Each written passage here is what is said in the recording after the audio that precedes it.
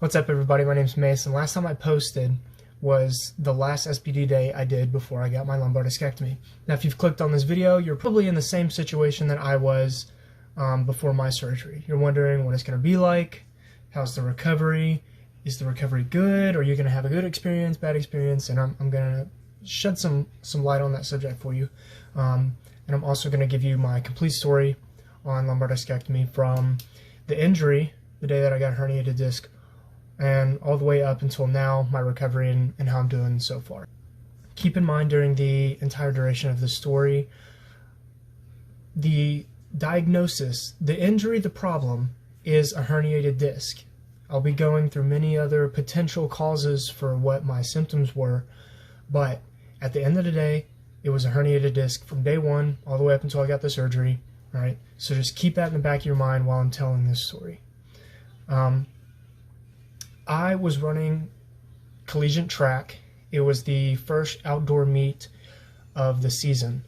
I was getting in the blocks, getting ready to do a 400, and it was really cold outside. So I was getting in my blocks. I came out, and about 75 meters in, I felt a pop and a shock go down my right leg. Now, I had thought that I had torn a hamstring, strained a hamstring, done something, pretty bad to the back of my leg. What this actually was my disc herniating and hitting my sciatic nerve, which runs down the back of my leg. So I came out of that race and I was talking to my personal trainer. I was like, hey, I think I strained my hamstring, or I think I tore my hamstring. And she was like, well, let's go ahead and start icing it and treating it now. So I said, okay, that's fine. We got back from that race, and I went to bed that night, and I woke up the next day, and my leg was in an excruciating amount of pain. There was no bruising like there would be with a muscle tear, which I thought was kind of odd. But then again, knock on wood, I've never strained or torn a muscle.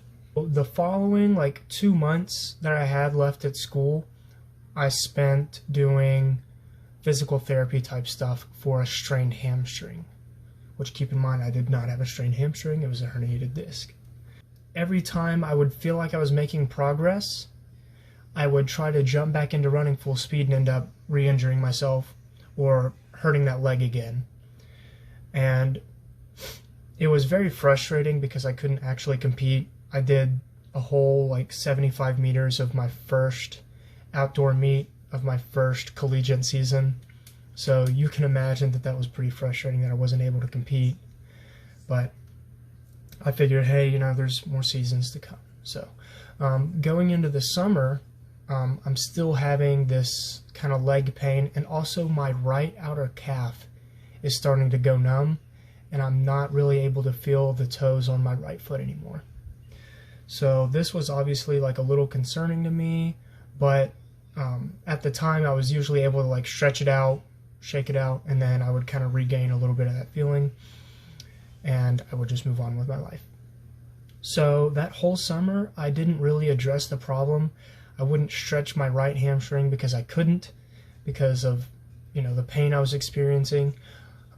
My sleep wasn't bad yet, but it was starting to go. I usually had to sleep in a certain position, or do the old pillow between the legs thing and lying on one side and with a heating pad. So I was doing the best I could, but the symptoms were still lingering and I was still having problems. Over summer, irregardless of the herniated disc, I was able to do this 445 squat, and I was still able to do this.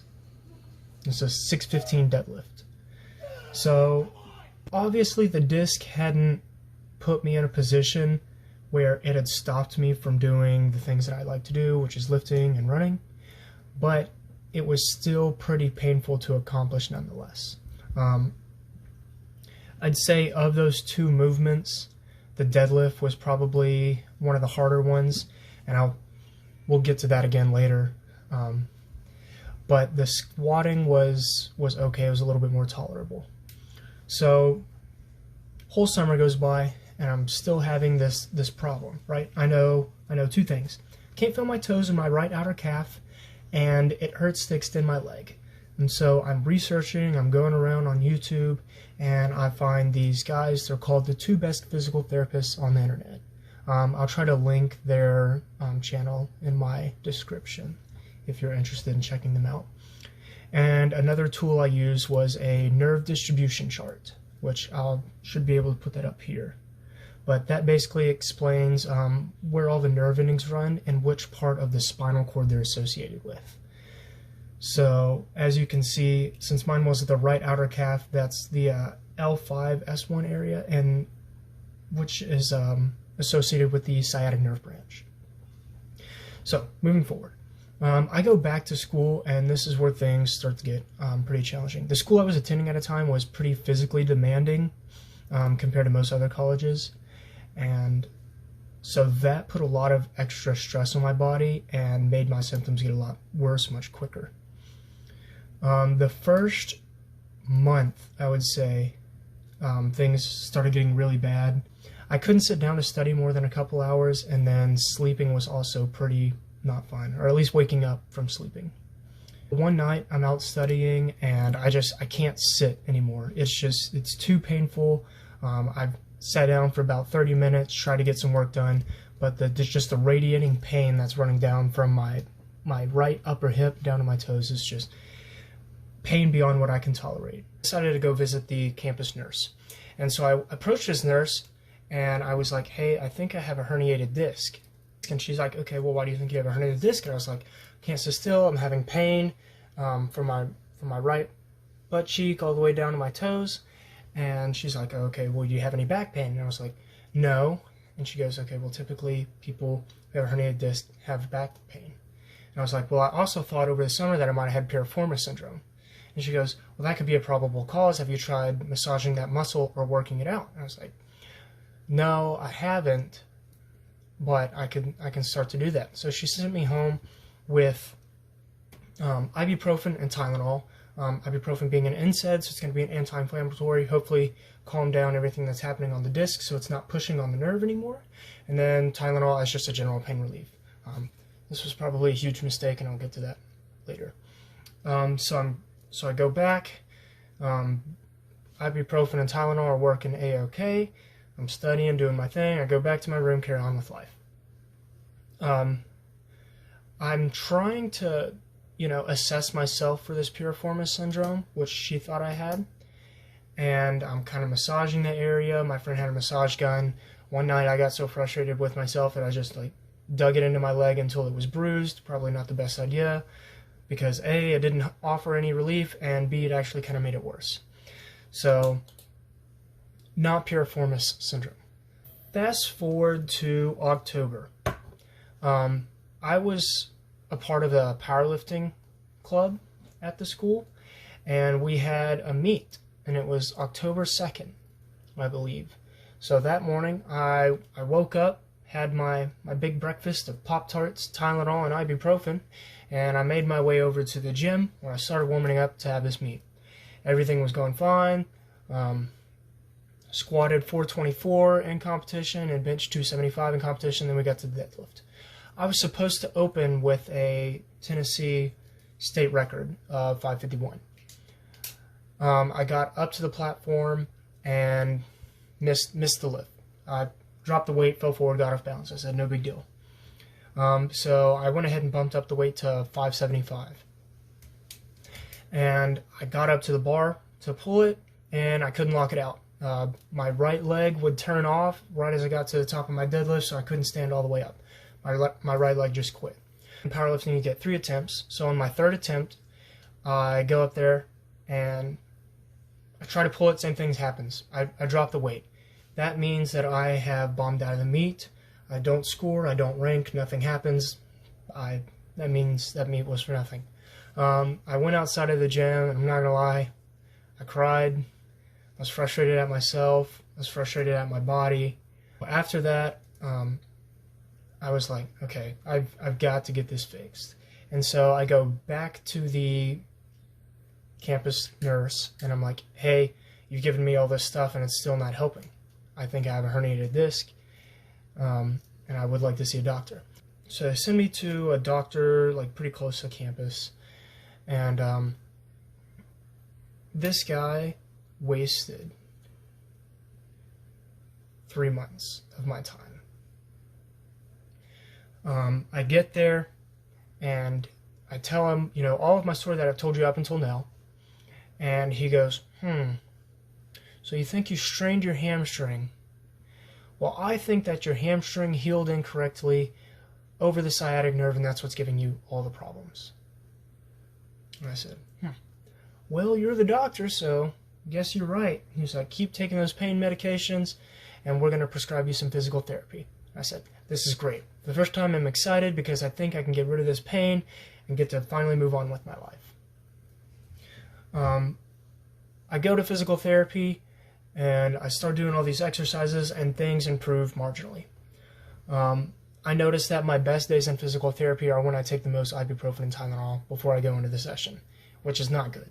That means the physical therapy is not doing anything, it's all drugs. By the way, in the month of October alone, I had 2.5 pounds of ibuprofen. Okay? I usually wake up at about 6:30, and before I woke up at 6:30, I would set an alarm for 6, so I could take my Tylenol and ibuprofen, so that when I woke up at 6:30, I could put on my socks and shoes without being in excruciating pain. Okay, so I was heavily dependent on these NSAIDs and pain relief medication. So I'm still going to physical therapy. About 4 weeks later, I'm talking to my physical therapist, and I was like, hey, I appreciate everything you've done for me. This has helped my life out a little bit. However, this is not doing anything that it's supposed to be doing, and I'm still in a lot of pain. He says, yeah, you know, all the symptoms you're displaying are not really looking like a hamstring issue. It's looking like something is going on with the nerve. And I said, well, originally I thought I had a herniated disc. And he goes, well, all your symptoms are on par with the symptoms of a herniated disc. And I said, okay, well, what do I need to do now? And he goes, I'm going to send you back up to your doctor, and he's going to prescribe you some more tests.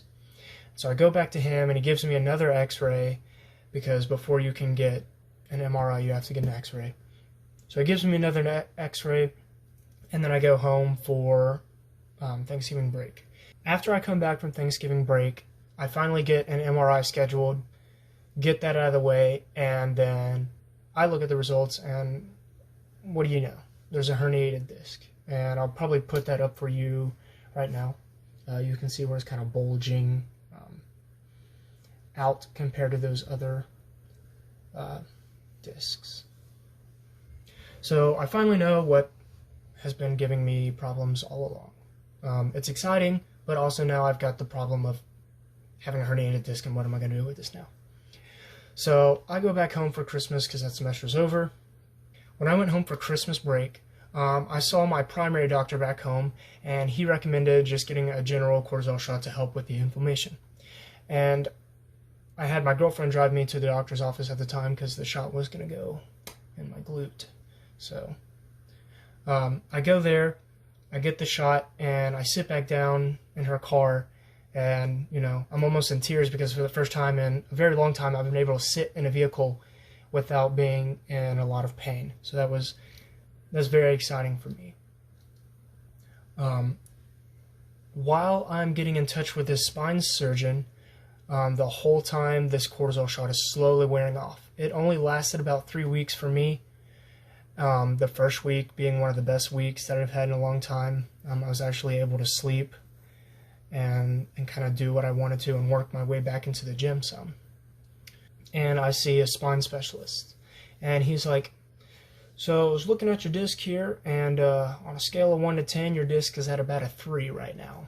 And I said, oh, well, that's terrible. And he goes, yeah, that's not very good at all. He said, what I recommend for you is a procedure called a lumbar discectomy. And that is where they go in, and the piece of the herniated disc that's poking out, they remove that, and then they seal up the hole in the disc that has, you know, let the inner part of the disc out. For those of you who don't know, the disc has a kind of gelatinous nucleus in the middle, and then surrounding that is a thicker kind of tissue that's supposed to keep that inside.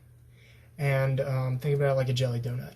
And so what happens is my jelly donut got squished and the inside went out, and that's not good. So we get this lumbar discectomy scheduled, and he's walking me through all the risks and blah, blah, blah, blah, blah. Day finally comes, February 8th, lumbar discectomy time. The day of the surgery, the procedure's done. It's only like a 30, 45-minute surgery. It's minimally invasive. My incision's only like 1.5 inches long. And I wake up, doctor's like, hey, will you, can you press your foot for me? Like press a gas pedal. So I do that, and that's when I realized, like, hey, that didn't hurt. So I was very impressed by that. I go home, I'm still off all these medications and stuff, so I don't really remember a lot of the driving or how I got back in my bed that day. But I do remember sleeping the best I have slept in a very long time. I woke up, no leg pain. My right outer calf was still a little numb, and my toes were still a little numb. But besides that, no pain, which is more than I can really ask for. So the days following, they want you to get up and walk every hour on the hour that you're awake, and I do that. One thing that I wasn't ready for was how taxing that would be on my core, because I was very conscious about re-injuring that disc. Every time I'd get up, I'd go brace my core really tight so that I wouldn't, twist or bend or anything like that, and just try to keep my spine as neutral as possible. But walking around like that, sitting up like that, laying down like that, was very taxing on my midsection. So the first 3 days were like a big core workout. It was kind of funny.